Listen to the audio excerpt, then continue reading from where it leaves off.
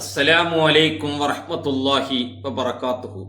ബലിപെരുന്നാൾ ദിനത്തിലെ തക്ബീറുകൾ എപ്പോൾ ചെല്ലണം?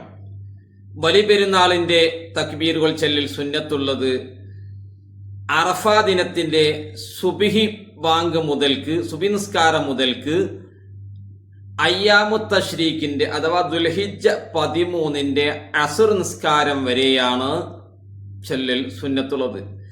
ഈ സമയത്തിനിടക്കുള്ള എല്ലാ നിസ്കാരങ്ങൾക്ക് ശേഷവും, അത് ജമാഅത്തായി നിസ്കരിക്കട്ടെ, ഒറ്റക്കായി നിസ്കരിക്കട്ടെ, ഏത് നിസ്കാരങ്ങളാണെങ്കിൽ പോലും തക്ബീർ ചൊല്ലൽ സുന്നത്തുണ്ട്.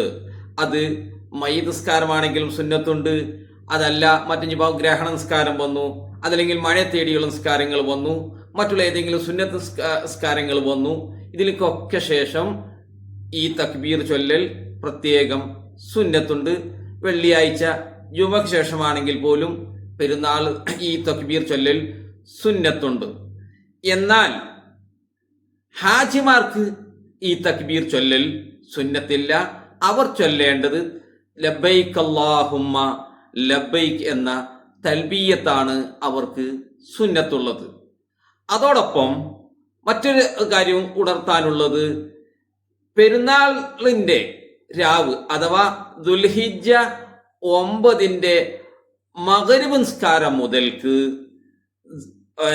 പെരുന്നാൾ നിസ്കാരം വരെ എന്തുണ്ട്, എല്ലാ സമയത്തും തക്ബീർ ചൊല്ലൽ സുന്നത്തുണ്ട് എന്നും നമുക്ക് കിതാബുകളിൽ നിന്ന് കാണാൻ പറ്റുന്നതാണ്. അപ്പൊ എല്ലാ സമയത്തും, അത് മഗ്‌രിബ് ബാങ്ക് നിസ്കാരം കഴിഞ്ഞതിന് ശേഷം പെരുന്നാൾ നിസ്കാരം വരെ. ഇനി പെരുന്നാൾ നിസ്കരിക്കാത്ത ഒരാളാണെങ്കിൽ, ചിലപ്പോൾ ചില കാരണങ്ങൾ കൊണ്ട് നിസ്കരിക്കാൻ കഴിഞ്ഞോളുന്നില്ല, ചില സ്ത്രീകളൊക്കെ ആണെങ്കിൽ അവർക്ക് സവാല് ഉച്ച വരെ എന്തുണ്ട്, തക്ബീർ ചൊല്ലൽ സുന്നത്തുണ്ട്.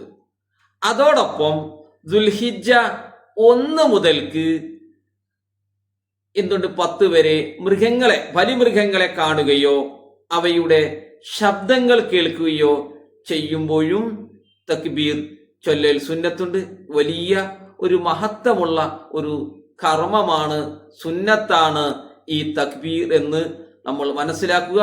പരമാവധി പെരുന്നാൾ ദിനത്തിൽ തക്ബീറുകൾ ചൊല്ലാൻ, അള്ളാഹുവിനെ പ്രകീർത്തിക്കാൻ നമ്മൾ സമയം കണ്ടെത്തണം.